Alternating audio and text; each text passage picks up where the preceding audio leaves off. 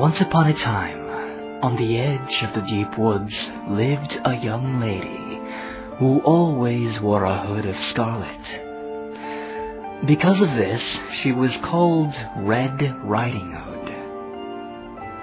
One day, her mother, who was an herbalist, decided to move deeper into the woods to get at the potent ingredients that grew there, but did not want to subject her daughter to the grave dangers that lurked in the shadows. So she left Red Riding Hood with her uncle.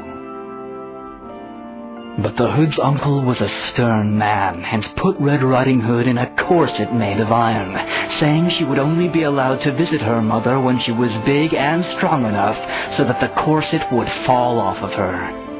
She hated it and smashed it with her bare fists every night in hopes that it would break free so she could go see her mother.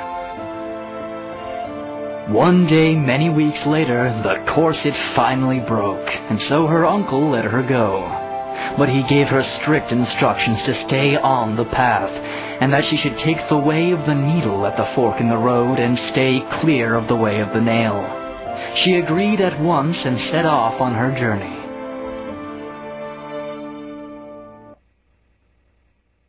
A hunter who knew the dangers of the wood saw Red Riding Hood go in and decided to follow her unseen, if only to make sure no harm befell the girl. At the fork in the road where the ways of the needle and the nail began, a wolf appeared before Red Riding Hood. He was sly and asked the girl where she might be going on such a pretty day. Hood was nervous, but polite, and answered that she was on her way to her mother's house by the lake. The wolf told her that he knew both ways well, and suggested that Hood might get there faster if she went by the way of the nail. Red Riding Hood was doubtful of the wolf, but took the advice anyway, for who would know the woods better than a wolf? But as she went down the path, the wolf grinned and made haste down the quicker way, the way of the needle, to get to the lake and the house of Hood's mother first. But it happened that the hunter had been nearby in the bushes and heard everything. He of course saw through the wolf's plan and decided to follow the wolf. But wolves are harder to fool than little girls when it comes to being followed unseen, and this wolf would have no one meddle with his plans for a meal. So he turned and confronted the hunter, and a fierce battle began between the two. Both were strong and equally fierce, but in the end the wolf was faster. He managed to break into the woods and escape the hunter, who was now off the path and lost in the forests. Unhindered, the wolf made it to the lake and killed Hood's mother in her own home, just as Red Riding Hood made her way out of the way of the nail. Thinking fast, the wolf cleaned up as fast as he could and dressed himself in one of the mother's nightgowns. He finished his disguise just as Hood knocked on the door 3 times. With a cloyingly sweet voice, he told her to come in. Red Riding Hood was hungry from her long walk through the woods, so she asked her mother for something to eat.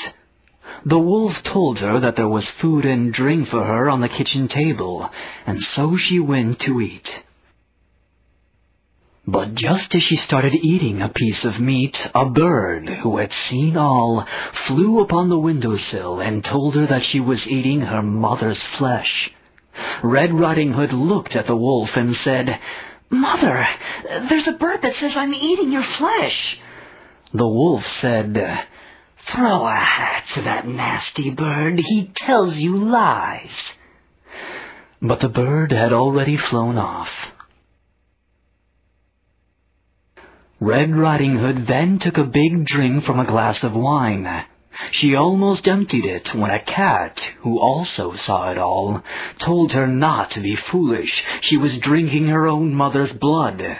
This unnerved Hood, who told the wolf, "Mother, your cat told me I was drinking your blood." The wolf said, Toss a shoe at that cat. He is good for nothing. But by then the cat had left the house to look for another home. And so Red Riding Hood finished the rest of her meal undisturbed. Now, the food and drink had made Hood sleepy, and the wolf suggested that perhaps she should go to sleep. So Red Riding Hood undressed and made ready for bed. But she noticed the wolf standing near her, looking at her with hungry eyes.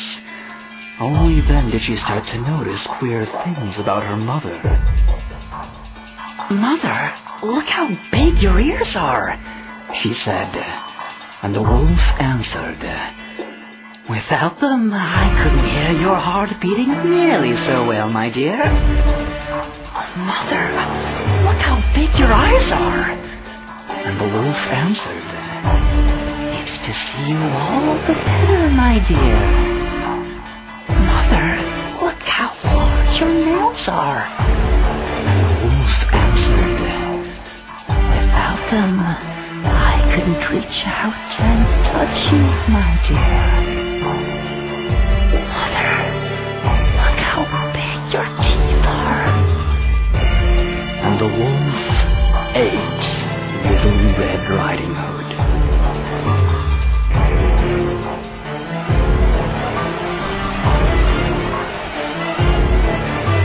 The hunter, he arrived at the house and saw what the wolf had done. He swore to kill the wolf for eating the poor girl. But wolves really are stronger.